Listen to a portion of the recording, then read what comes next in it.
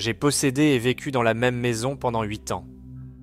C'est une maison de taille familiale, normale, ce qui était pertinent lorsque j'avais des colocataires, mais quand ils sont partis, et que je me suis retrouvé seul à y vivre, je n'avais rien à faire de l'espace supplémentaire. Techniquement, c'est une maison de 4 chambres, mais je n'en utilise que 2. L'une est ma chambre principale, et l'autre est la salle de jeu. Les 2 autres chambres se trouvent à l'extrémité du couloir à l'étage. L'une contient quelques boîtes de rangement, et l'autre est complètement vide. Après avoir quitté le travail à 21H, j'ai pris un Wendy's en rentrant chez moi et je suis allé directement dans la salle de jeu. J'étais en congé le lendemain, alors quoi de mieux à faire que de jouer toute la nuit? J'ai mis mon casque et lancé code. Mais avant même d'avoir eu le temps de charger une partie, j'ai cru entendre quelque chose qui ressemblait à un coup à la porte d'entrée. J'ai retiré mon casque et écouté, mais n'entendant rien et pensant qu'ils auraient frappé à nouveau s'il y avait eu quelqu'un, je suis retourné à mon jeu. Environ 2 heures plus tard, je l'ai entendu à nouveau. Cela ressemblait à un coup ou à une porte qui se ferme, mais avec mon casque sur les oreilles et la porte de ma chambre fermée, c'était beaucoup trop silencieux pour que je puisse en être sûr. Je me suis levé et j'ai ouvert la porte, regardant dans le couloir et attendant que ce bruit revienne. Après 1 minute, je suis descendu et j'ai regardé par la porte d'entrée. Personne n'était dehors et tout semblait normal. Ayant entendu ces sons, j'ai évidemment vérifié que la porte était bien verrouillée avant de remonter à l'étage. Pour être un peu plus prudent, j'ai laissé la porte de ma chambre ouverte cette fois-ci, pour que si cela se reproduisait, je puisse peut-être l'entendre mieux. J'ai remis mon casque et continué à jouer. J'ai terminé une partie, soit environ 20 minutes. À la fin du jeu, alors que je me penchais en arrière dans ma chaise, une silhouette a filé devant la porte ouverte juste en dehors de mon champ de vision. J'ai immédiatement jeté mon casque et sauté de ma chaise. Horrifié et incertain de ce qu'il fallait faire, j'ai juste fixé la porte. Je n'ai trouvé le courage de bouger qu'après plusieurs minutes. Quand j'ai regardé dans le couloir, et finalement dans le reste de la maison, il n'y avait personne. Mais la porte d'entrée était de nouveau déverrouillée. Quand la police était venue enquêter, il était clair que la personne s'était cachée et avait très probablement vécu dans la chambre vide. Je n'étais pas allé là-bas depuis des semaines, voire des mois. Alors tout ce temps, ils auraient pu être juste de l'autre côté du mur sans que je le sache. C'est vraiment effrayant d'y penser, surtout si je les avais confrontés. Il n'y a aucun moyen de savoir ce qu'ils auraient fait. Cela m'est arrivé il y a un peu plus d'1 an. J'ai 24 ans et j'ai une maison de ville en banlieue. Je vis seul, ce qui devient vraiment ennuyeux pour moi, donc j'essaie d'avoir des amis chez moi chaque fois que je le peux. Mes amis les plus proches viennent quelques fois par semaine et parfois même passent la nuit pour échapper à la maison de leurs parents.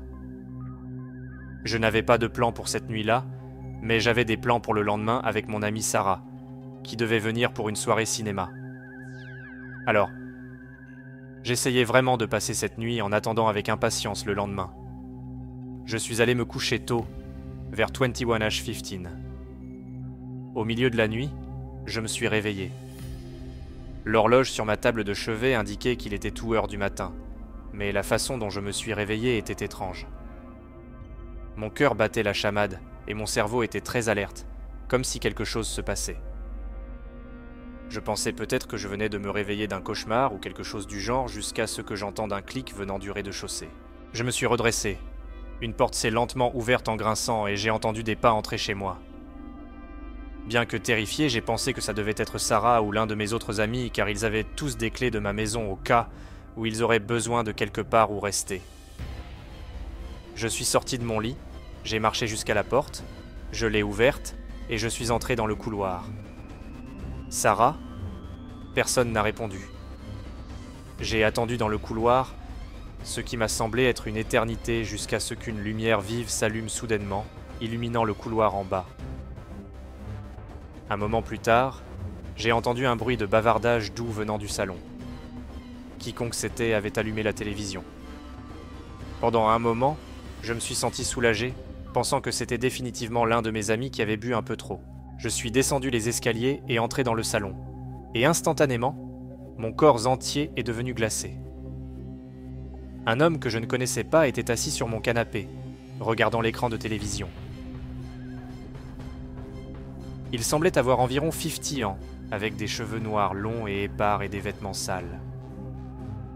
Alors que je le regardais avec peur, il a jeté un coup d'œil vers moi, a montré un sourire tordu, puis a agité la main comme pour m'inviter à le rejoindre sur le canapé. Je me suis retourné et j'ai couru à toute vitesse hors de la porte d'entrée. J'ai frappé à la porte de mon voisin jusqu'à ce qu'il me laisse entrer et appelle la police. Quand ils sont arrivés, il était parti. Il n'y avait aucune trace de lui. Ce qui est pire, c'est que la police n'a pas pris cela très au sérieux, suggérant que c'était probablement juste un sans-abri inoffensif cherchant un endroit où dormir. Je vois les choses autrement. Il a forcé la serrure de ma porte, s'est assis sur mon canapé et a allumé la télévision. Puis, cet homme malade m'a souri et m'a invité à m'asseoir avec lui. Je pense qu'il était peut-être un harceleur ou quelque chose du genre. Et maintenant, j'ai du mal à dormir la nuit quand je suis seul, craignant qu'il y ait une chance que je ne sois pas vraiment seul. Il a attendu un moment avant de sortir quelque chose de sous son sweatshirt. C'était difficile à voir à travers ma petite ouverture, mais cela ressemblait à un marteau ou un pied de biche. Une fois que j'ai vu cela, j'ai compris ce qui allait probablement se passer. Je me suis précipité à l'étage, je me suis enfermé dans la chambre et j'ai composé le 112, essayant de rester silencieux.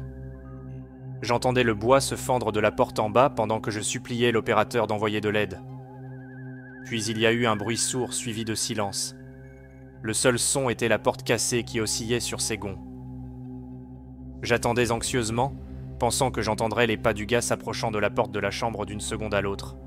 Mais les secondes se sont transformées en minutes, jusqu'à ce que j'entende une voiture de police entrer dans mon allée.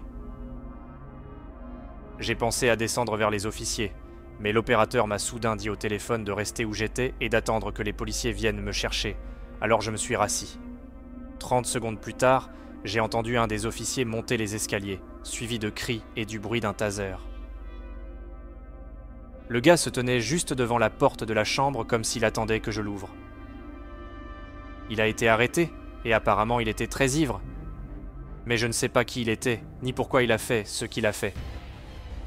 Selon les officiers, le gars n'a même pas expliqué pourquoi il marchait dans la rue ou ce qu'il faisait là. Tout. Ce que je sais, c'est que si j'avais ouvert cette porte, cela aurait été la dernière chose que j'aurais jamais faite. Ma femme et moi partons en vacances chaque année dans des endroits différents. C'est notre façon de faire une pause dans la vie quotidienne et de passer du temps de qualité ensemble. Cette année, nous avions réservé une cabine dans l'État de Washington. Elle était située loin de tout, décrite en ligne comme calme et paisible, éloignée des autres endroits où personne. La majeure partie de notre vie se déroulant dans des villes surpeuplées, cela nous semblait idéal. À notre arrivée, nous sommes allés à l'épicerie pour acheter ce dont nous avions besoin, puis avons pris un taxi jusqu'à la cabine. Nous n'avons pas loué de voiture car nous savions que nous ne resterions que 3 jours et que nous voulions passer ce temps uniquement à la cabine. Si nous changions d'avis ou avions besoin de quelque chose, nous pourrions toujours commander un Uber. Le trajet en taxi depuis la ville où nous avions atterri a duré un peu plus d'1 heure, principalement entre de grandes chaînes de montagnes et des paysages couverts d'arbres. C'était vraiment magnifique, et cela nous a tous les deux excités pour notre séjour. Nous sommes arrivés à la cabine vers 19H. Elle était complètement isolée au milieu de la forêt. Même l'allée qui y menait n'était guère plus que des traces de pneus dans la terre. Nous sommes descendus, avons payé le taxi et avons apporté nos affaires à l'intérieur. La cabine elle-même était petite, avec la cuisine et le salon au rez-de-chaussée et une échelle menant à une mezzanine où se trouvait le lit. La mezzanine était basse, il fallait ramper pour atteindre le lit, un peu comme dans une petite maison. Nous avons déballé nos bagages et nos courses, et préparé rapidement le dîner car nous étions fatigués du volume. Puis, nous avons ouvert une bouteille de vin pour nous installer pour la soirée. Nous avons allumé la cheminée et discuté de notre excitation pour les jours à venir. Vers 23H, nous avons soudainement entendu quelque chose dehors. Quelqu'un marchait dans l'herbe près de la cabine, bruyamment, comme s'il était très proche. Ma femme avait l'air nerveuse, alors j'ai essayé de la rassurer et me suis levé pour regarder par la fenêtre. Ce n'est qu'à ce moment-là que j'ai réalisé à quel point il faisait noir dehors. Tout ce que je pouvais voir, c'était de grands arbres et une obscurité totale. Je lui ai dit que je ne voyais personne. Puis je suis allé à la porte d'entrée. Je l'ai ouverte et j'ai allumé les lumières extérieures. Je ne pouvais voir qu'une petite partie de l'allée et personne n'était là. La forêt était très calme et silencieuse, donc si quelqu'un marchait encore, je pensais que je l'entendrais. Je suis rentré et ai demandé à ma femme si elle entendait encore des pas, mais elle a dit que le son n'avait pas diminué. Il s'était arrêté soudainement quelque part derrière la cabine. Mon acte de bravoure commençait à s'effondrer, alors je lui ai dit de monter à la mezzanine et de rester silencieuse pendant que je cherchais à comprendre ce qui se passait. J'ai vérifié toutes les fenêtres à nouveau, sans rien voir, puis je suis retourné à la porte d'entrée. Alors que je me préparais à sortir, un bruit sourd a secoué la cabine. Ma femme regardait le plafond. Quelqu'un était sur le toit. Je suis resté à l'intérieur et ai appelé la police, leur donnant de longues indications pour atteindre notre cabine. Pendant l'heure d'attente, nous avons entendu des pas sur le toit de temps en temps. Environ 45 minutes plus tard, nous avons entendu des bottes toucher le sol, suivis de pas s'éloignant calmement. J'ai regardé par la fenêtre et vu une silhouette disparaître dans la forêt. La police est arrivée, a pris notre déposition et nous a conduits en ville où nous avons passé le reste de nos vacances. Ce que cette personne faisait à des kilomètres de toute civilisation au milieu d'une forêt est terrifiant.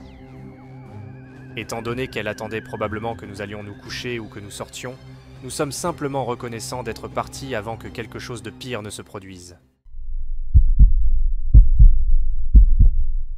Je suis enfant unique et j'ai grandi dans une petite ville. Mes parents travaillaient dur et avaient souvent du mal à payer les factures, ce qui les obligeait à faire beaucoup d'heures supplémentaires ou à cumuler plusieurs emplois. Par conséquent, je me retrouvais souvent seul à la maison. J'avais Fourtinant à l'époque et ce soir-là, mes parents travaillaient tous les deux tard. Alors j'étais seul à la maison après l'école jusqu'à environ 22 ou 23 heures. Pour m'occuper, je regardais généralement la télévision ou je faisais des promenades dans les bois derrière notre maison. Après l'école, ce jour-là, j'ai pris une collation, puis je suis sorti pour marcher sur mon chemin habituel tant qu'il faisait encore jour. Le sentier faisait 2,5 km à travers les bois et il était rare d'y croiser quelqu'un d'autre. Cependant, à environ 1 km de marche, j'ai aperçu un homme assis sur le sentier devant moi. Il était adossé à un arbre, portant une veste bleu foncé et une casquette rouge inclinée vers le bas, couvrant ses yeux et une grande partie de son visage. La façon dont il était affalé faisait penser qu'il dormait peut-être. Alors j'ai continué à marcher, essayant de passer discrètement à côté de lui. À quelques mètres de lui, il a levé la tête et a croisé mon regard. Ses yeux étaient rouges et fatigués, et il avait une expression inquiétante, comme s'il était contrarié. En passant à côté de lui, il a commencé à se lever. Ressentant une étrange sensation, j'ai accéléré le pas, presque en trottinant jusqu'à la maison. Bien que je ne l'ai pas vu me suivre, j'ai verrouillé toutes les portes par précaution. Même si j'étais habitué à être seul à la maison, à Fourtinant, j'avais encore facilement peur. J'ai vérifié les fenêtres une dernière fois et essayé de me distraire en regardant la télévision. Mais seulement quelques minutes après avoir allumé, j'ai entendu une voix à la porte de derrière. J'ai mis la télévision en pause pour écouter, entendant un homme appeler plusieurs fois en répétant « bonjour ». Je me suis levé et j'ai regardé dans le couloir principal pour voir le même homme avec la casquette rouge et la veste bleue à la porte de derrière, pressant son visage contre la porte en essayant de regarder à l'intérieur. Je me suis rapidement caché derrière le coin, mais il a dû me voir parce qu'il a immédiatement cessé d'appeler et a commencé à forcer la porte. Je suis resté figé au milieu du salon, écoutant la porte trembler contre la serrure. Après plusieurs tentatives, il est parti. J'ai appelé mes parents, qui ont ensuite contacté la police, mais l'homme n'a jamais été retrouvé. Ayant été suivi jusqu'à la maison et puis tenté de forcer l'entrée, Je n'ose imaginer ce qu'il voulait me faire.